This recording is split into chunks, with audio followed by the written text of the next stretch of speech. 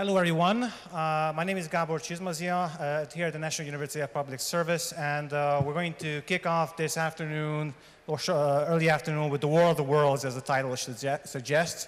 Hopefully with less destruction, but lots of added value in terms of thought. I would like to welcome our panelists.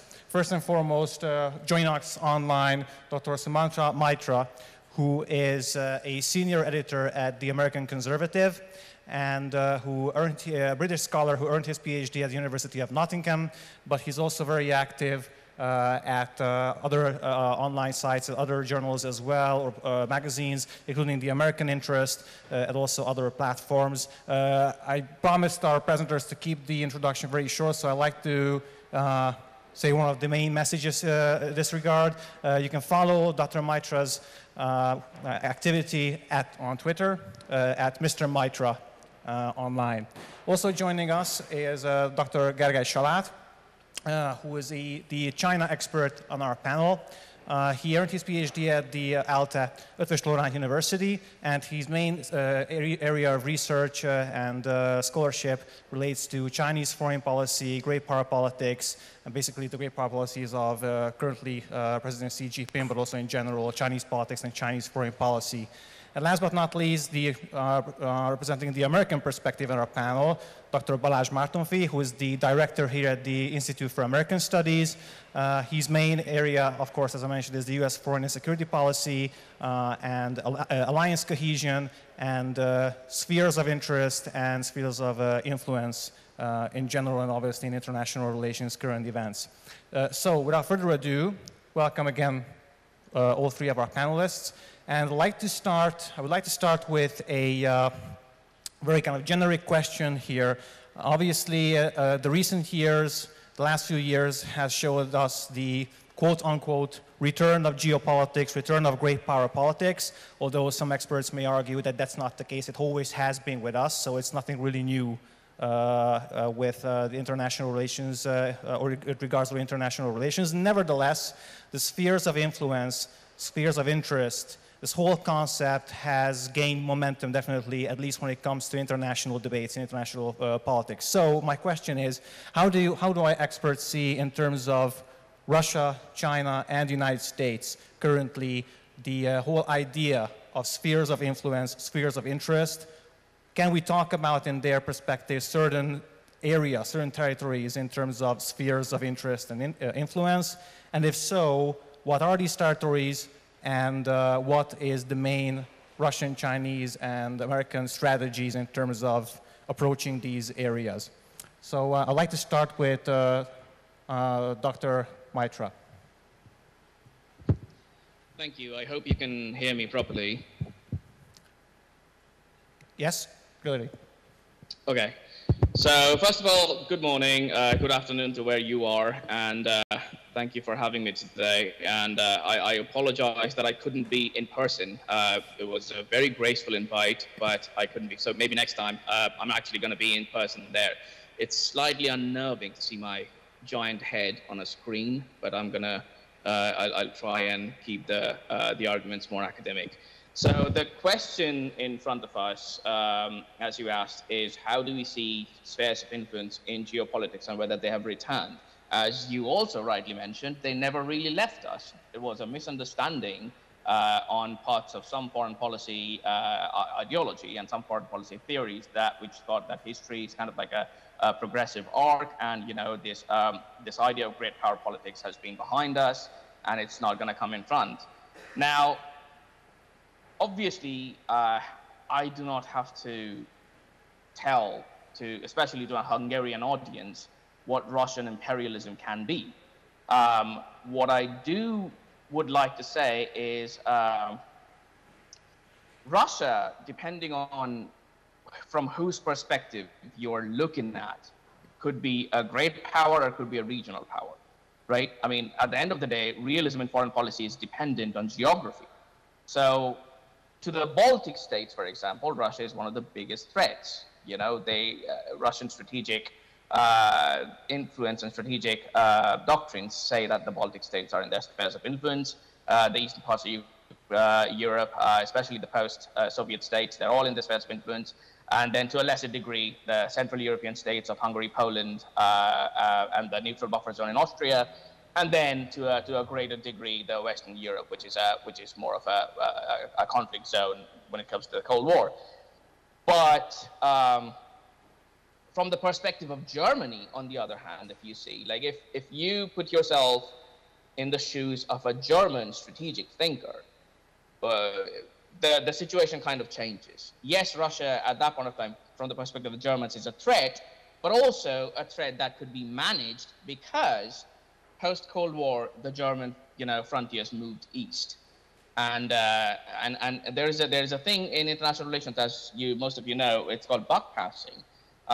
So from the German perspective, they are one of the smartest practitioners of buck passing. I'm pretty sure you remember immediately after the Cold War, like in 92, it was German foreign ministers who were pushing about a NATO expansion to the east. Now, not all of them were ideological. Some of them were just pretty much strategic. Like if Germany, which had 12 divisions of army in 1989, could actually see that their frontiers are moving towards the east, and then they have Americans or the British soldiers stationed in Estonia, then obviously from their perspective, Russia is a manageable threat. So at the end of the day, if you have to talk about the question of spheres of influence, you have to talk about geography. So yes, Russia is a regional power. It is a nuclear power. It has got its own strategic sense of interest, as most of you know who are Russia experts. Like the Russians don't really have a word of safety in their language. Like the closest word to safety is bezopasnost, which means no danger. So their entire strategic culture is one of a paranoid great power, which is constantly under siege from different parts. Like it's constantly been invaded by the Mongols, by the Swedes, by the Polish-Lithuanians. From Russian perspective, they are a power under siege. And whenever you're a power under siege, the first thing you want to do is to kind of like increase your sphere of influence and put a buffer zone in around you. So depending on where you're placed, whether you're in Hungary, whether you're in Germany or the United States or Britain or Russia, your idea of strategic theater kind of changes. And I hope that kind of like shows you why spheres of influence from the Russian perspective is important. Thank you, Dr. Maitra. Dr. Salát, what is the Chinese perspective? It was aforementioned in terms of the Russian perspective that, for example, Russia is viewed, obviously not from Moscow's perspective, but viewed as a regional power. This question also has been raised with regards to China, whether Chinese ambitions are regional in scope or eventually will be global. We're going to see separate perspectives on that, but what is your take on the Chinese view on spheres of interest, spheres of influence? Good afternoon, everyone. I'm not an expert of Russia, but as far as I know, the Russians speak quite openly about spheres of influence. They call it Ruski Mir, which is exactly the sphere of influence or sphere of interest of Russia. But as for the Chinese, they never speak about Chinese sphere of influence. This is something like a taboo in Chinese foreign politics and in Chinese rhetoric. But they talk a lot about a multipolar world. They say that the world should be multipolar, in which China should be one of the poles, Russia another pole, the US, of course, another pole, and maybe India or Brazil or whatever should be other poles. But if you just think about what a multipolar world would mean, then you might come to the conclusion that this is exactly a world of spheres of influence, because if you have a pole in a region, that means that one country treats its neighbors as a sphere of influence. So I think even though the Chinese don't admit it, but they think that East Asia and maybe Southeast Asia should be something like a sphere of influence of China, at least not a sphere of influence or sphere of interest of any other great power like the United States. And that is very different from what the Americans think, because, Balázs will talk much more about that, but from a Chinese point of view, the Americans think that they also think that there are no spheres of interest, because the whole world should be the sphere of interest of the of the United States. And that's a very basic contradiction between the Chinese worldview and the American worldview. And we will see a lot of conflicts about that in the future. I presume same question to me. So first of all, thank you all for coming. And so many of you show up. When I saw the title of this panel, War of the Worlds, I sort of anticipated the Tom Cruise movie in the backgrounds and UFOs and all sort of stuff. And while, you know, that's sort of a glib comment on that, there is a War of the Worlds that I think we will get to in sort of the second round of questioning of world views, of understandings of how states should behave in our international system. And for the United States, specifically to the spheres of influence comments, there's sort of two tracks that were happening simultaneously. And the two tracks, understanding the two tracks is very important through history and how the tracks have been viewed both by the United States and by outside powers, not the United States. So on track one, we see the United States sort of gaining power, gaining momentum throughout history. It wins its war of independence, it wins its civil war, no sedition, they stay a single power, it wins World War I, it wins World War II, and it self-identifies as winning the Cold War, although some of us would point out it's more the Soviet Union who lost the Cold War. And then it finds itself in a unipolar moment, being the only great power or superpower around the globe. So on track one, what we see is a continued preponderance of power gaining by the United States. On track two, we see the ideas that either overlap, constitutes, or go beyond this power track. On the track two, we see the United States finding itself the unipolar power at the end of the Cold War, and Francis Fukuyama says, you know, history has ended. And on track two, they think that the ideas of how states have behaved in the past during the Cold War prior to that, war, great power competition, all these concepts should be left behind, an idea at least. And the idea of a non-spheres of influence world, a liberal international order, if you will, emerges. But bear in mind that this overlaps with the power track.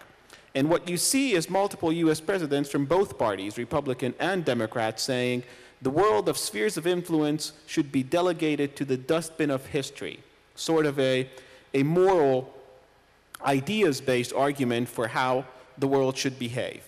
And while the two tracks overlapped, things were fine, because states who did not believe that the United States' moral story, call it the liberal international order, was anything else but a power scheme, were faced with the US's power preponderance and were forced to accept this.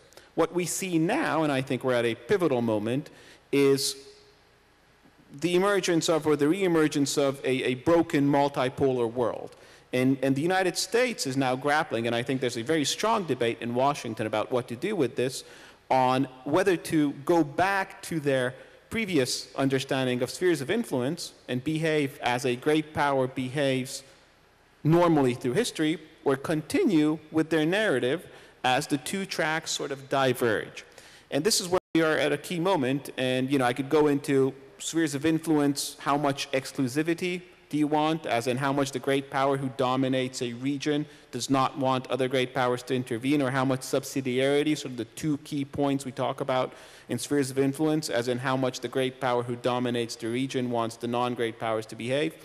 But I think we're at a key moment, and fundamentally the worldviews, and I think we'll get to this in the next round of questions, of how China views the world and how Russia views the world clash with how the United States views the world. And the War of the Worlds is really for how the other states will choose which way to view the world, because how you view the world shapes your behavior. Right, exactly. Basically, there are various ideas of how these great powers, these specific great powers, so Washington, Beijing, and Moscow get along, or should they not get along, and whether they can have an overall win-win game or a zero-sum game in general. You know, the joke comes to mind. There was a joke during the War of Afghanistan in the 1970s and 80s of which is the most imperialistic country in the world. And the answer is the United States, because it keeps on interfering in the domestic issues of the Soviet Union all across the world.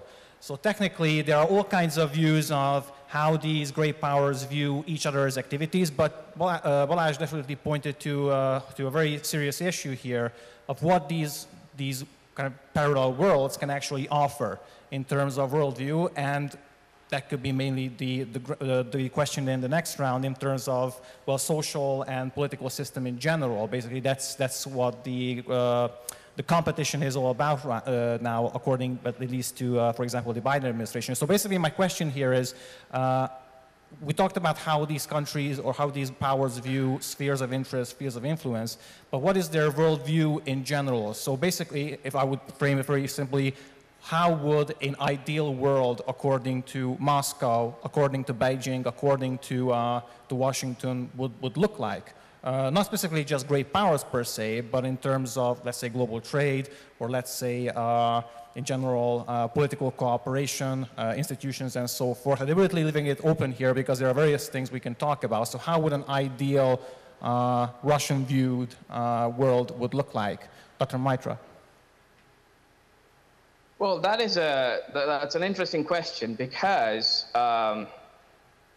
Russia as a country is difficult to study, partly because of, most of you who are political science students would know, there is a thing called process tracing. Process tracing is very difficult to do in Russia. You know, in the UK or the United States, you can read the archival memos, for example, which you cannot do in Russia. So to study Russia, what you have to do is study their rhetoric of their political leaders that's coming out of their mouth, and then study what their internal, politics is going on and how they're, positioning themselves in the global affairs. And then you have to sort of like tally them together and see which one match. And you kind of form like a general argument, like most political scientists like kind of study Russia that way. So incidentally, because we are talking about modern Russia, not like Russia as a great power, as a historic unit. Historically, obviously, as you mentioned, Russia has, and we've discussed this before, that Russia has views this, as a power which is constantly paranoid and constantly under siege. So it needs to have like some kind of a sphere of influence and all that. But that is a historic strategic interest. But on the other hand, we are talking about modern Russia. Post-Cold War, there were 3 phases during the NATO expansions, and studying Russian reactions to those phases kind of gives an idea of how Russia views the world. For example, when Vladimir Putin came to power in 1999, he saw the domestic Chechen movements as a threat to his own regime. And then after 9/11, it was Russia which first went to the United States and said, hey, we're going to help you, put troops in Central Asian republics, and then you can go to Afghanistan. And then obviously that changed after 2003, 2004, during the color revolutions, and then 2007, Putin's Munich speech, and when he said that, like, US is a hyperpower, you guys don't follow any rules. And obviously in 2008, the Georgian war started, and everything just went downhill from there. So from what we find from Russian reactions is it is confused in some ways as to why, because of various Russian overtures, the West hasn't taken this opportunity to think that Russia is a strategic partner. So, for example, from the Russian strategic mindset, it thinks that Russia was the first country to help the United States deal with Islamist insurgency, and it kind of got backstabbed in the color revolutions with the US aid helping all the civil societies in Central Eastern Europe. So it kind of reinforces their worldview that Russia is a partner which is not, it's not reciprocated the way it should have been. In an ideal world of Russia, it realizes that it has got limited capabilities. So threat, for example, in foreign policy is a combination of will, intention, and capability. So the Russian military literature, if you read like Russian military journals, then you'd see that they understand fully that they are not capable of having a European hegemony. But what they still do understand is that they should be respected as a normal great power in a normal situation, which they were used to up until 25 years back. So what essentially they want is kind of like a miniature situation where they are respected as one of the, like in a concept of Europe, for example, when Portugal was a great power, but also it wasn't like the British Empire. So, but it still, kind of like deserves its own respect, its own sphere. So it understands that at the end of the day, the world is what we call lopsided multipolarity, in the sense that it's multipolar, but it's also lopsided with China and US being massive powers on two hands, and Russia being sort of like a second-rate power in that situation. But that being said, they expect China and US to understand Russian interests and not interfere. And they're interested, from what we have seen so far, to take the risks, even at the cost of serious economic damage, even at the cost of them being subservient to the Chinese interests. The Chinese are happy to make money out of it, by the way, selling goods to the Russians. So they understand that they are, in this lopsided multipolarity, they are sort of in a second-tier position, but they're willing to go as far as to defend their own interests from their perspective. Thank you. Looking at our Hungarian participants here at the panel, Dr. Salát already mentioned how the Chinese view that they want to have a multipolar world in general, although there are different views, especially from the United States, of how that actually threatens current institutions. Is there an ambition in Beijing to completely undermine or change the current institutions of international politics to have a different set of institutions for a multipolar world, or is that just basically the same concept that we're having right now, except with technically, as you mentioned, spheres of interest at least, even if not influence, acknowledged? So how would a Chinese world look like? Well, for many decades, the Chinese did not really try to undermine the present world order because it was quite good for them. I mean, one of the greatest winners of the past decades and the past phase of globalization was China, and it was quite comfortable for them that all the institutions or the rules that were created before China became important really fit the interest of China. But recently it has changed. Most of all, it changed because the United States started to use these institutions and rules to contain China, and the American rhetoric became ever more anti-China, and the Chinese realized that they cannot fit in this world order anymore, so they started to create something like an alternative, but it does not mean that China wants to suddenly destroy the present world order. I mean, United Nations is okay for them, and a lot of institutions are okay for them, but in cases in which the present institutions like the Bretton Woods financial institutions do not serve the interest of China, they create new institutions. So they started to change the present world order by creating new institutions without leaving the old ones, but some changes are underway. We don't really know what they want in the long run. I mean, they talk a lot about the aims of China, which is a multipolar world, which is a much more just world, which is a world without hegemony, in which China is is a first-class power. They don't talk about being number one, but they talk about being a top power or a first-class power. They want to reach the status by the middle of the present century.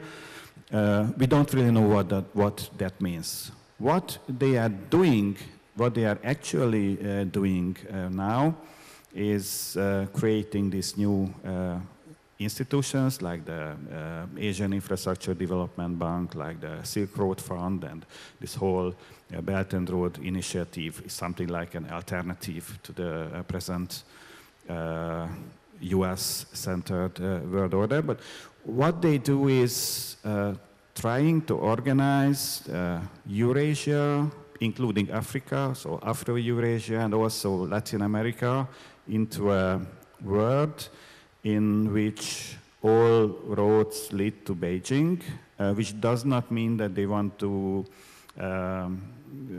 have hegemony in this world, but they want to create connectivities with Eurasia, with Europe, Africa, Southeast Asia, Latin America, and they also want to create like asymmetric dependencies, like they want to create relations with most of the countries in the world in which there are some interdependencies between China and these countries, but these countries are more dependent on China than China is dependent on them.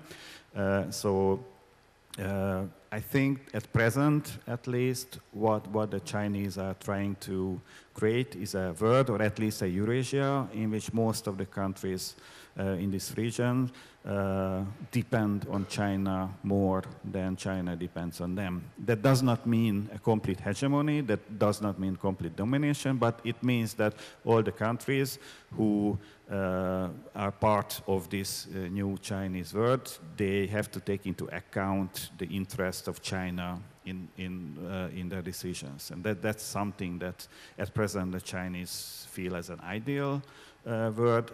But we don't know that after they realize this, what they will want, because it's, I mean, the ambitions of the countries, ambitions of empires, they change time by time. After they reach a level, they always want more, and we don't know what that more will be in like 30 years.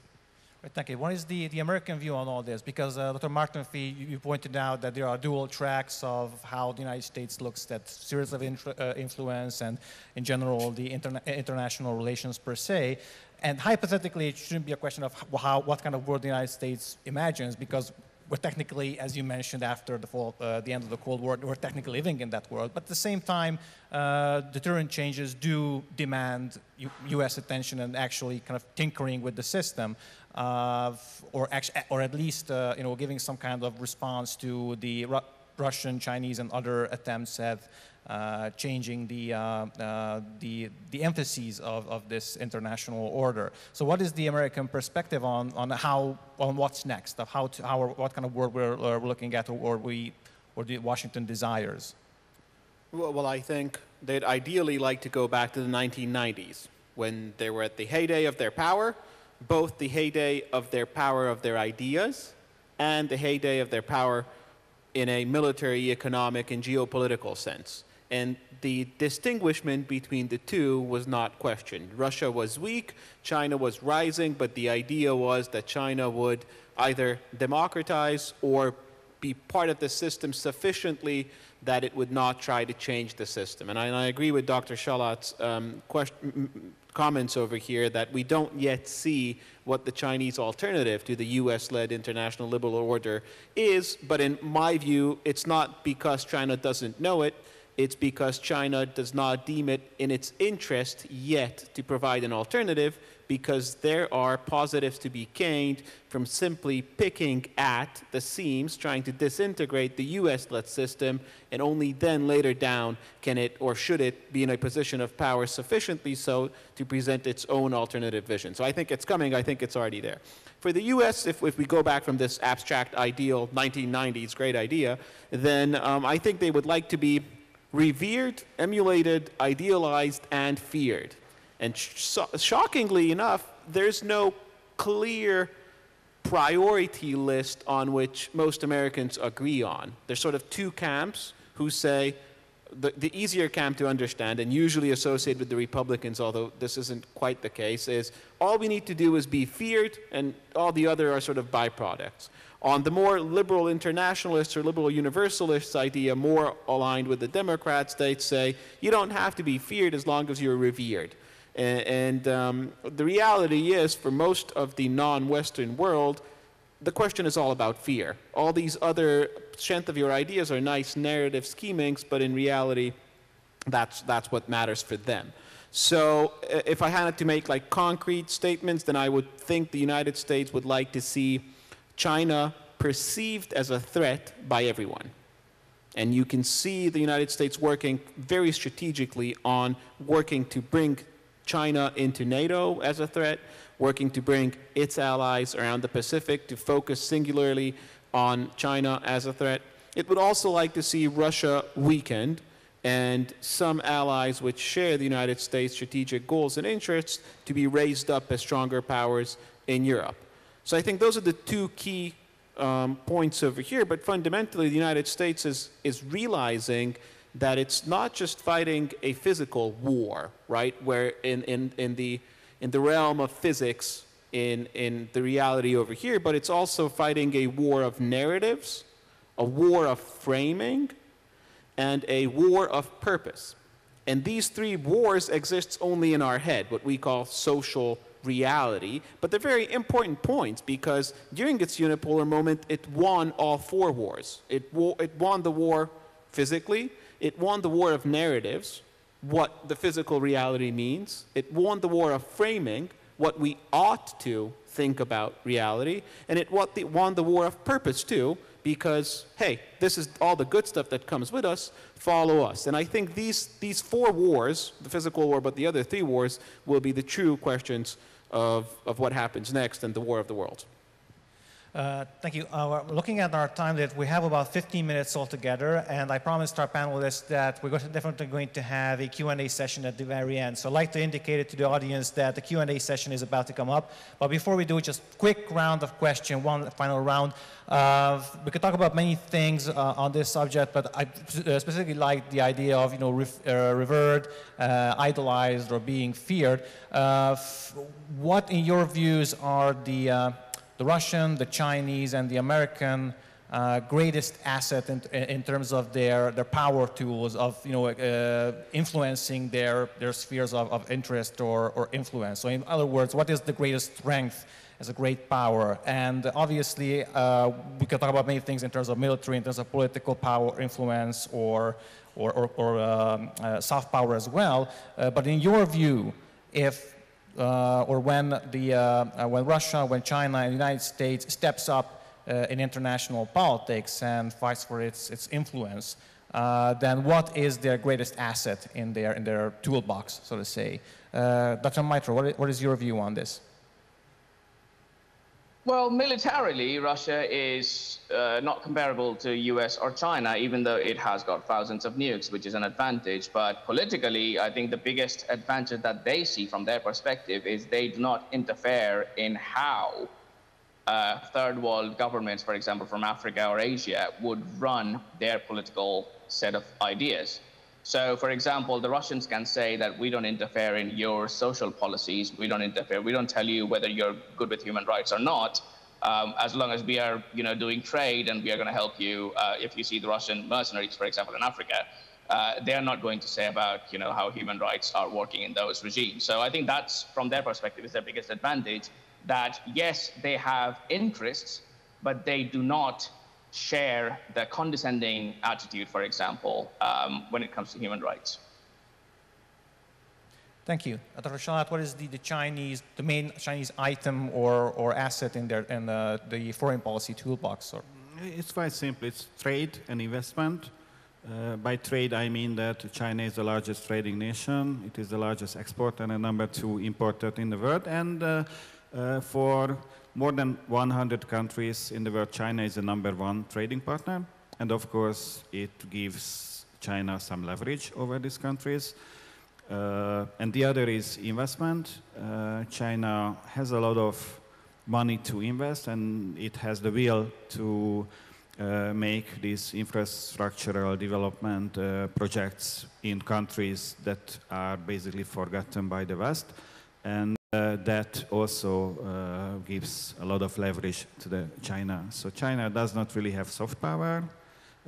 Its army is far beyond the US army, but it is the largest trading power in the world, and it can use it to its advantage. Thank you. What about the American Very briefly, four things. The Pentagon, Silicon Valley, Hollywood, and bipartisanship in Congress. And Pentagon, obviously, I think the military strength is clear. Silicon Valley, what I mean by that is the power of innovation and the added value on the global supply chains that you can sort of maximize the profits over there. Hollywood, I think it's clear, it's the Netflix, all these, the way and channels through which their ideas that get sort of filtered over there are presented. And the last one is bipartisanship in Congress, and I'll just take 30 seconds to mention that. What I mean by that is up until roughly 10 years ago or so, a lot of the US political decisions were settled in a bipartisan manner. And most people like that around the world. That means you took a complex policy issue, you listened to both sides, and you came up with a compromise. And if you looked at it from the outside, that looked like good politics, both morally and both that. But bipartisanship is declining. Separate comments. So those four things.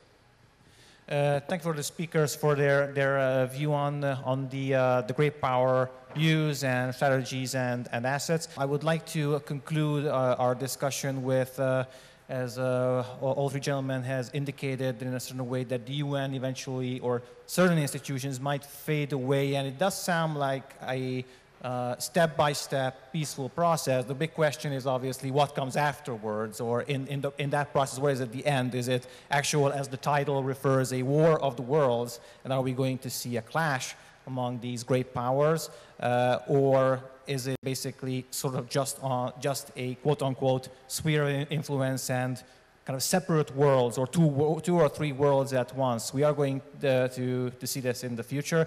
Nevertheless, I'd like to thank all three of our speakers, Dr. Sumantra Maitra, Dr. Gergely, Salát, and Dr. Balázs Mártonffy. Please give a round of applause to our guests.